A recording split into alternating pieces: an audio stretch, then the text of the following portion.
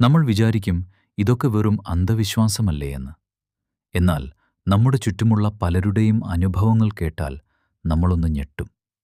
WhatsApp സ്റ്റാറ്റസിലും Instagram സ്റ്റോറിയിലും നമ്മൾ പങ്കുവെക്കുന്ന സന്തോഷങ്ങൾ എല്ലാവരും ഒരേ മനസ്സോടെയല്ല കാണുന്നത്. കഴിഞ്ഞ ദിവസം ഒരു ഭക്തൻ പങ്കുവെച്ച അനുഭവം ഇതാണ്. തന്റെ പുതിയ വീടിന്റെ ഫോട്ടോ സ്റ്റാറ്റസ് ഇട്ട് മണിക്കൂറുകൾക്കകം വീട്ടിൽ വലിയ അസ്വസ്ഥതകൾ തുടങ്ങി. കാരണം കൂടാതെ വീട്ടിലെ ഉപകരണങ്ങൾ കേടാകുന്നു, സമാധാനം നഷ്ടപ്പെടുന്നു. ഇതിനെയാണ് നമ്മൾ കണ്ണേറ് അഥവാ ദൃഷ്ടിദോഷം എന്ന് വിളിക്കുന്നത്. മറ്റൊരു ഭക്തന്റെ അനുഭവം കേൾക്കൂ.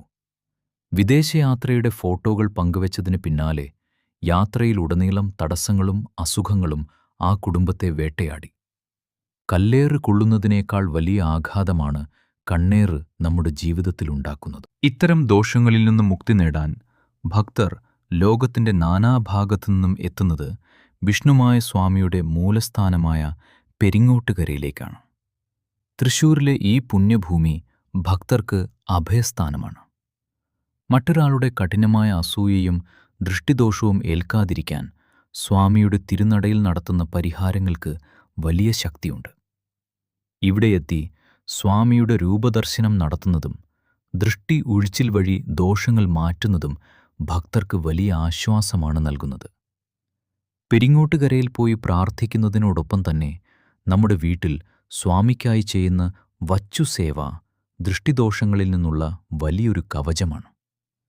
നമ്മുടെ വീട്ടിലെ ഒരു ചെറിയ ഇടം സ്വാമിക്കായി മാറ്റിവെച്ച് അവിടെ സ്വാമിയുടെ ചിത്രം വെച്ച് നിത്യവും വിളക്ക് കൊളുത്തി ചെയ്യുന്ന ഈ ലളിതമായ ആരാധന വീട്ടിലെ നെഗറ്റീവ് ഊർജത്തെ പാടെ ഇല്ലാതാക്കും.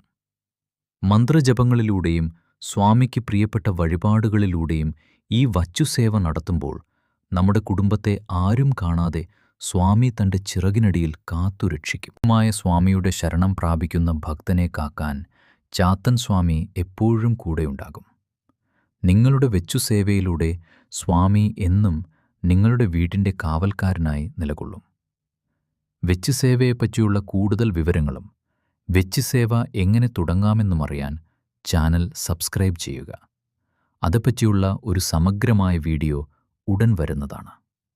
വിഷ്ണുമായ സ്വാമിയേ ശരണം, സ്വാമിയേ ശരണം. ഭഗവാന്റെ അനുഗ്രഹം എല്ലാവരിലും ഉണ്ടാകട്ടെ.